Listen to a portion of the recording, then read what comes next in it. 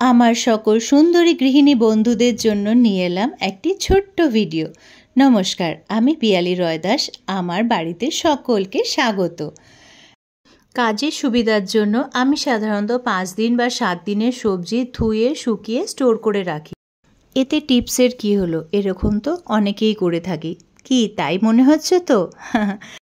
না না, সত্যি তোমাদের জন্য একটা টিপস আছে। সেটা হলো, যেই কটনের জামা কাপড় বা গেঞ্জি ছিঁড়ে গেছে হালকা, যেগুলো ব্যবহারযোগ্য নয়, তোমরা সবাই সেগুলো ফেলে দাও। সেগুলো না ফেলে ধুয়ে এই সবজি স্টোরের কাজে ব্যবহার করতে পারো।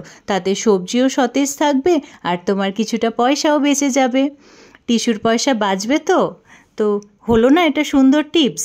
এইভাবে রেখে দাও সবজি, 7 দিন থেকে 10 দিন খুব সুন্দরভাবে থাকে। আমি ইউজ করে তবেই তোমাদের সাথে শেয়ার করছি। আমি নিজে আগে টেস্ট না করি, ইউজ না করে আমি তোমাদের সাথে কিছুই শেয়ার করি না।